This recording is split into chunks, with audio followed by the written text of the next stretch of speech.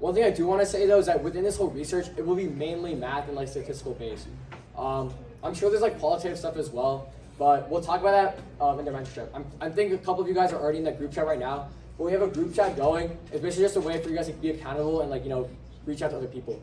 So if you're interested in that, DM me on Facebook so I can add you to the group chat. And if you're working with a partner, like give me their names as well. I will probably meet with you guys sometime this weekend, and I'm working with Rashab as well on this. All right, and the last reason is important because I want you guys to present this at the conference we're hosting. So an update on this is that I think we have a sponsor right now. We talked to Mr. Traw earlier today, Anika and I, and he seems to be pretty on board with it. Just a recap of what it is, it's a 4-hour conference on December 9th, hosted at TJ, where you get the opportunity to present your work. How much time do I have? I can talk a bit more about this. Where you'll have the opportunity to present your work to either a crowd of your peers, maybe some industrial professionals, but basically this is an opportunity for you to showcase your talent. Now, if you're working on a research project, ideally, you kind of want to have it done by this date, but the process is pretty lengthy and it's pretty long. So maybe you can present your working paper here. Now, what this conference I'm hoping would entail is workshops. So maybe it's like a resume building workshop with one of like the officers. Maybe some guy from Chantilly hosts a LinkedIn workshop, whatever. Presentation. So let's say so one of you guys made like global presentations, right, about each like a country. Let's say you want to make a presentation going way more in depth into like, let's say the Japanese, I don't know, computer, like some tech economy, like something very specific like that. We can have presentations about that, something you're really passionate about. I also want asynchronous presentations, so having articles you've written around, maybe like a poster board or something like that. And then we'll do like a mocktail hour where you can just meet people from around the county who are like interested in this. The world of high finance is pretty small, so I'm going to assume that the people you meet here are people you're going to meet in your career as well. I'm also looking for someone to help develop the event. Obviously, like we're seniors, so you know, we're trying to hunkering down in the month of August on college applications. So if any of you guys are interested in sort of becoming a project manager for this entire event, you know, being that head guy that any of us could reach out to, DM someone as well. I'm looking for someone to manage this event. But yeah, that's pretty much it. And this is important because I want the people who are going to be joining the research groups will have first access to having a presentation slot here. All right, that's pretty much it. Let's go right into the presentations right now, and we're going to go in the order of who submitted it first. So I have the email up. So whoever submitted first will go first. I think Abiraj should be first. Abi, you should be first. So I have the presentations up. I'll bring them up. And the rules are, you'll have 1 minute and 30 seconds to present it. We have a timer here, and then after that, someone in the audience will like raise your hand after they're done, and whoever asks a question will get like a candy, and then you can answer the question as well. All right, that's pretty much it. I think so. Everyone's coming up.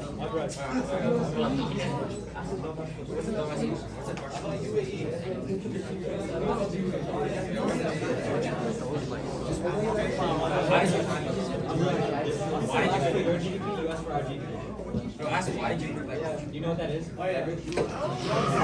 Can you hold this so they know how much time?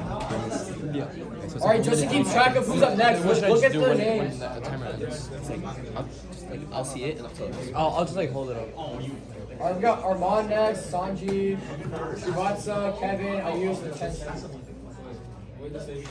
How many people is that?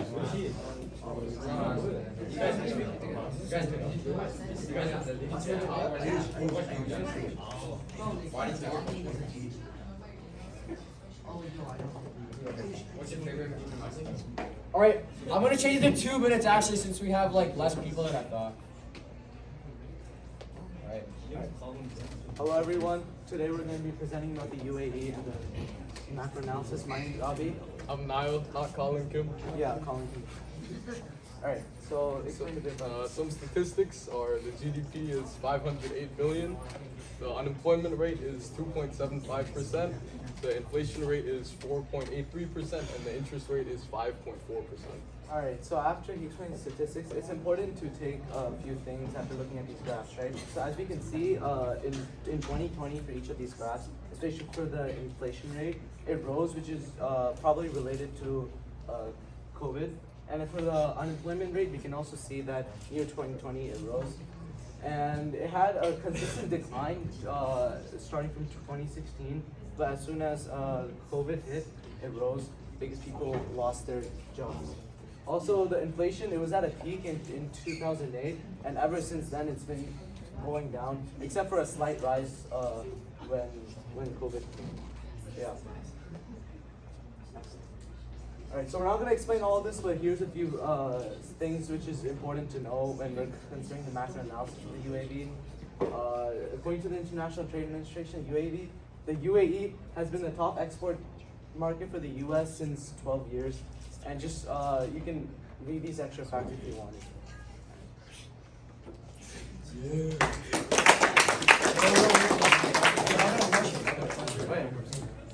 Alright, does anyone have a question for that? Does anyone have a question? Yeah. What's the GDP per capita? Are you asking like what it is for the country or like what does it mean? Yeah. Okay, yeah, we don't know the GDP. Alright, explain, do you know what it is? Yeah, so it's like basically like they take the GDP and they divide it. Alright, thank you.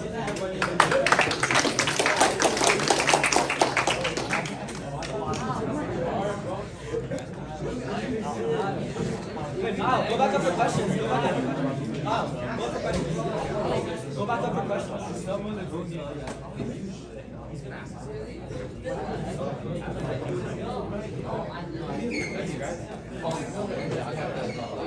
Alright, from now on you have to ask quality questions to get a gum.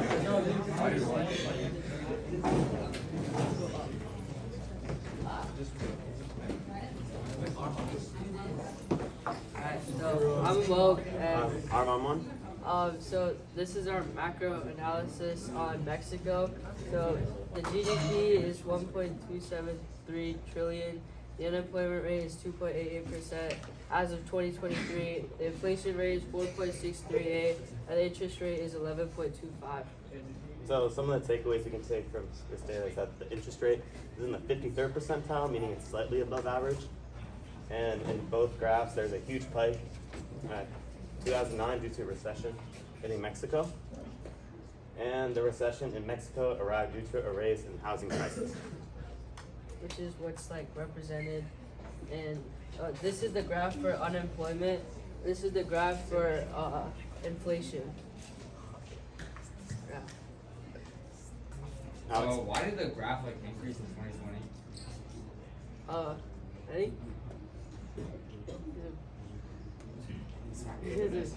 This is decreased. No. Wait. It decreased, yeah. Yeah. It decreased in 2020 because of COVID and people lost their jobs and stuff. So. I don't think we have any more time for questions.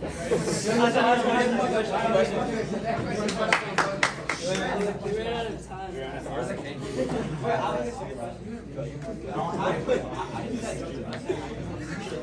I was gonna play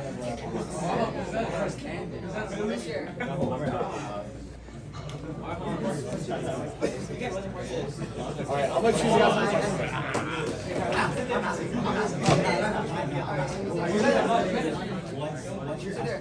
Show them in 30 seconds. Show them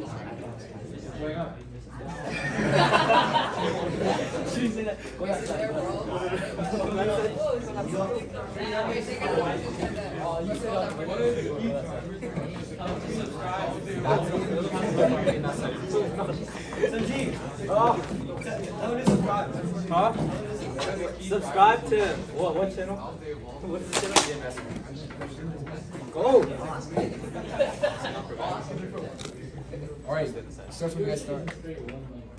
Wait, I can't see. I can't see. Can you please move? Alright, so we're presenting about the macro analysis of Russia.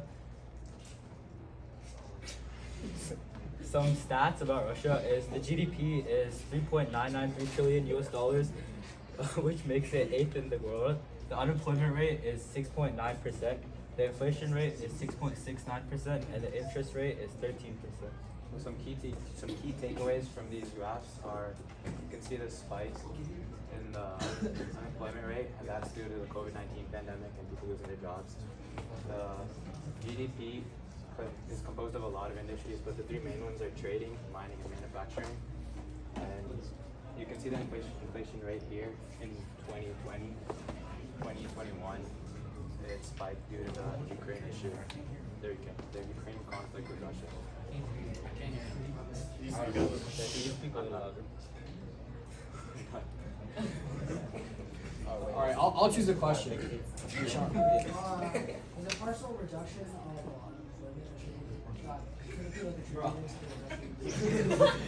Can you say that louder? can like a partial reduction of the unemployment rate be attributed to Russia, Ukraine? Hey, shut up. All right, ask the question. Yeah, that's what I was saying. That the rise in the inflation around No, 2021. not inflation, unemployment. Oh yeah, that too.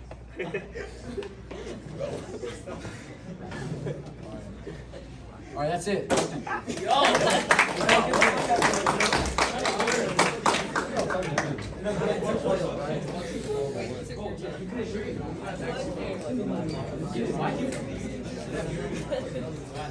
That's the point. That's the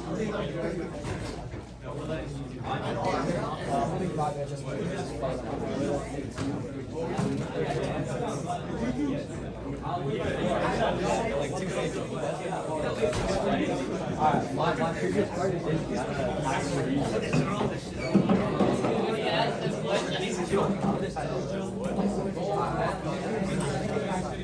all right, hurry up. Y'all gotta start.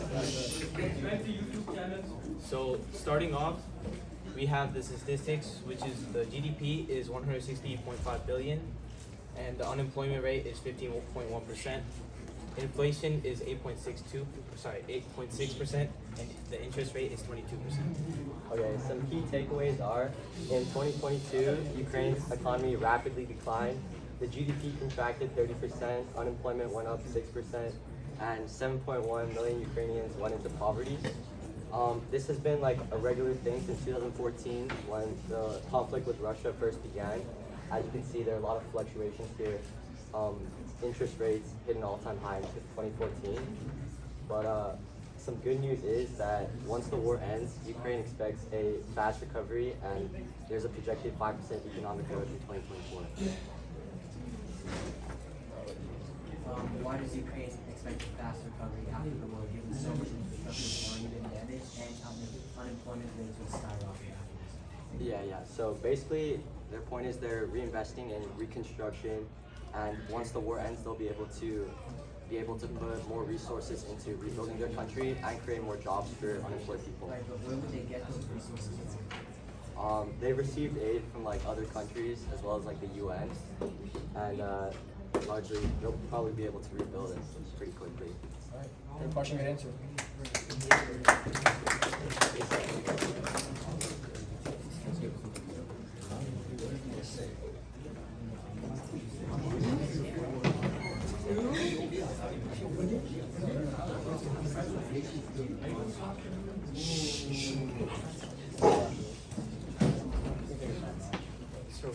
Okay, my name is Ayush, My name is Rishi.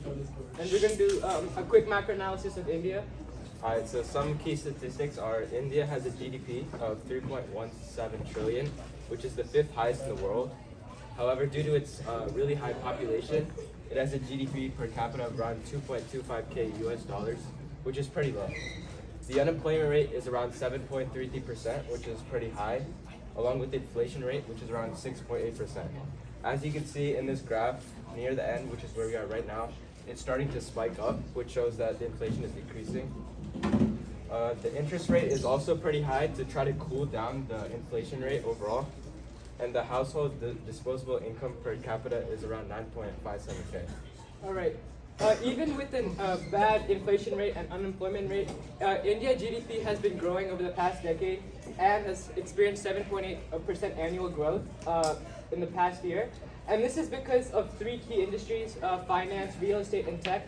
All of these industries jumped by 12.1% and 8.4% in recent years. And this is because of India's increasing disposable income, and more people are willing to spend money on these more pricey goods. And you can see this private consumption increased 3.2% in the last year, so people are willing to spend more money. And then again, like Rishi stated, inflation is up 3% in 15 months, and this can be attributed to supply chain issues because of COVID and just global trade issues at the moment. Yeah. What are the key drivers? No, no, you. Inflation chart, there's like a small bit right there where it deflates. That's actually a great question. I was wondering the same thing. So that's in 1975, and that's when there was the India-Pakistan war, and that's because of in warring times, your country's money usually deflates. Good response.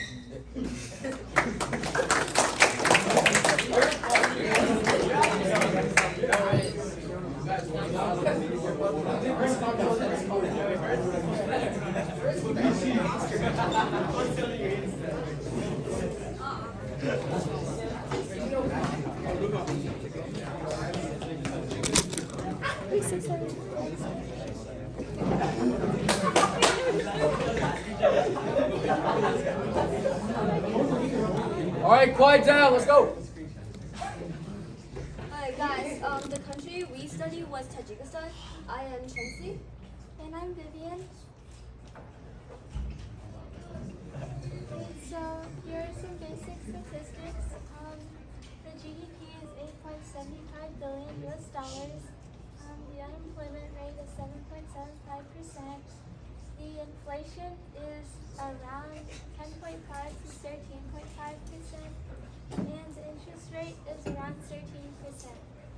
So as you can see from this graphs, the overall unemployment rate is decreasing, and the inflation rate is also decreasing over the past few years.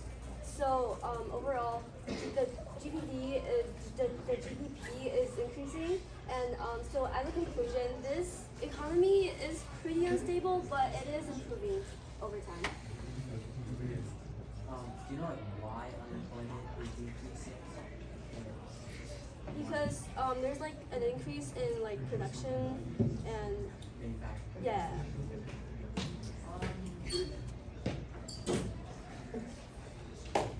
On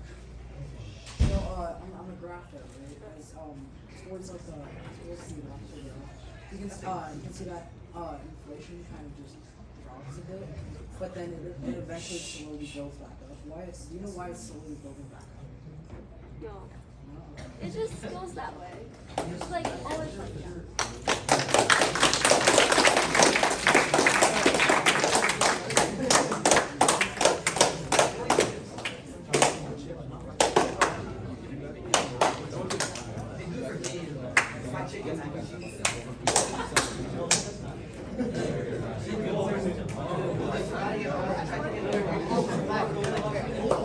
All right, who sent this? We're sharing right now. Sorry about that.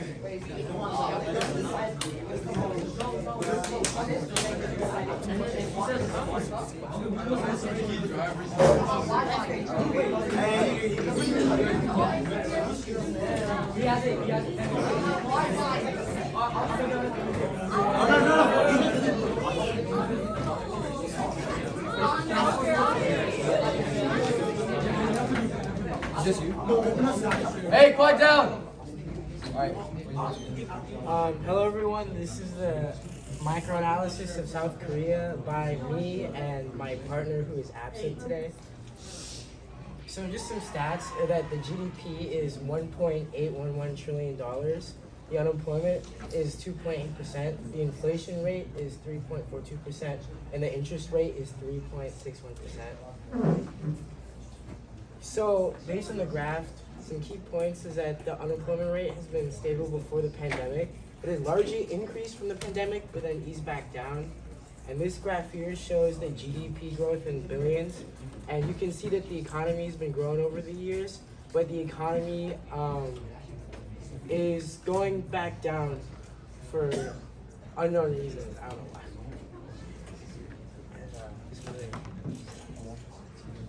And then here are the graphs for the inflation rate and interest rate over the past 5 years. You can see that they've both been growing, but the inflation rate's gone down recently, and the interest rate has just been flat for a while. In the back. Do you know why the inflation rate is just I don't know. Alright, thank you.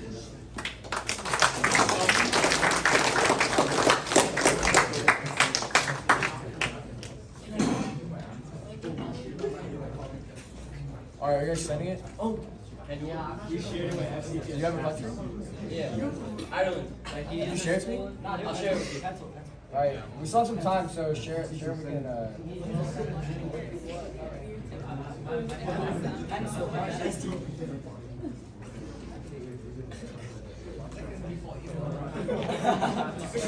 All right, let's look for a pencil.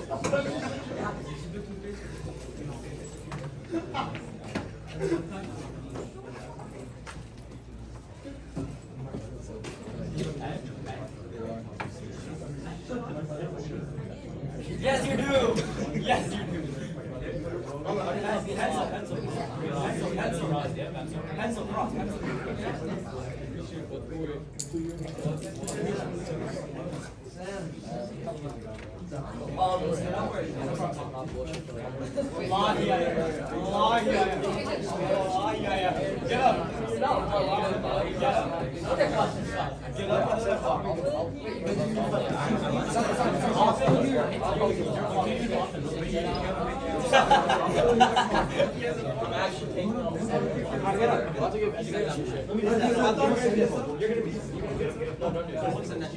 Give me like 1 second. Let me just. I don't have it.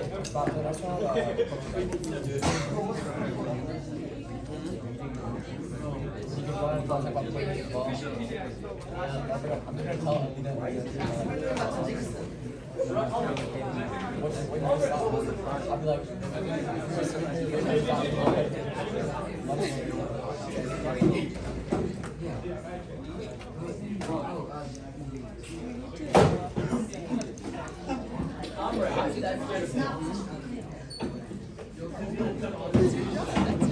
Arhan, tell them to open our school.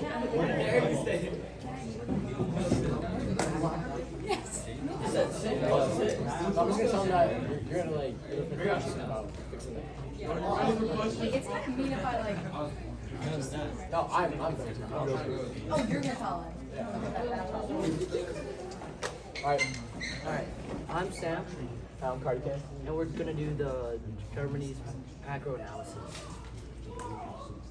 So some statistics are the GDP for Germany is 4.26 trillion, and the unemployment rate is 5.7. The inflation rate is 6.1, and the interest rate is 4.25.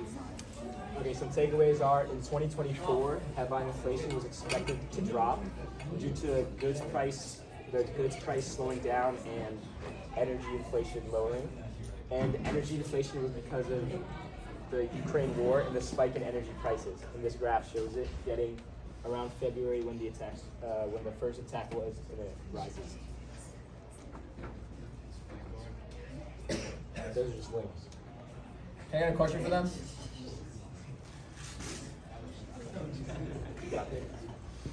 So like, what are some key drivers in the economy, and how did those evolve over the past 10 years?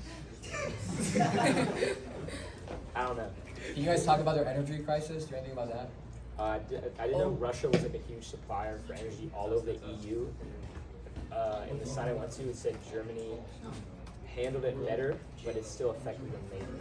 Like the G7, you know how like the G7 nations embargoed Russian oil to the point where they know that Russia they're not going to get away with fully stopping Russia from selling oil, so they just said, if you want to use any of the Western transport companies, which use 99% to transport natural gas and oil, you have to sell your oil at $60 a barrel or less, okay, which is 20 to 30% below market value.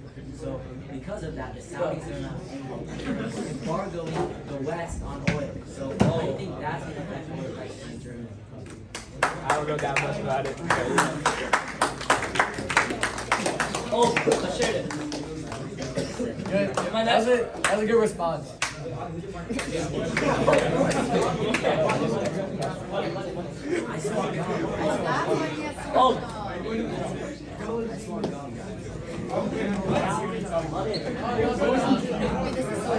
Wait, what's your email? I shared it with your Send my smoke out? Yeah. It's about Ireland. I'll say it. No, it's like I didn't do it. Mine is not even. I put my work on it. Okay. So I researched Ireland, and first of all, three conclusions I made was first, strong economic performance. It has a stable inflation rate at 1.5%, and it outperforms many neighboring states, which means it doesn't rely on many of the outside countries neighboring it, which means even if the fall of one country happens, the neighboring countries, it won't impact them too much. Many people, the median is in the workforce at 37.8 years old, which is around the age where Ireland, the main population of where Ireland is in working, and it shows that even over time, it'll stay the same way because 20.39% of people are 0 to 14, meaning in 20 years they'll also be in the workforce. Second of all, it has a good healthcare system. Life expectancy at 81.87. They want to increase it to late 80s, but the problem is dietary problems. Like 25% of the population struggles with obesity, and yeah. Physics density. Alright, the physician density in Ireland is about 3.49 per 1,000 for people in a square mile, and the health expenditure is about 7.1% of the GDP. For the fairly diverse country it is, Irish has 82.2% people that are Irish, and the other 9.5% white, and at 2.5% Asian, 1.4% black, and the other 3.8% are others. And the reason why the diverse, Why the order like that? Why? Okay. First of all, the reason why it's a fairly diverse country is because of the Tiger era. Tiger era started in 1990s to 2010. It's basically where Ireland's economy grew the most. It was actually at one of the bottoms, with the least GDP, and now it's around top 50 out of all the countries. Mike, can I ask one? Lucy in the back. Are there any economic reasons why Ireland's struggle for obesity? Yeah, that's a very good question. Are you running that? Yeah. It's because, first of all, two reasons. They have a very good source of alcohol, which is one reason, and they have a very big population of meat. Yeah, Niall. So, thank you for all this information, but could you tell me a little bit about the economy? You read the first point? You read the first point. Strong economic performance. Strong economic performance. Jitsu. Alright, that's enough. Thank you. Please, no, let me finish. Shut your dumb ass up. Whoa.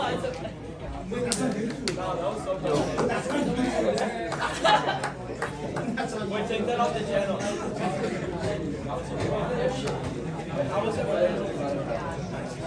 Alright, you don't have to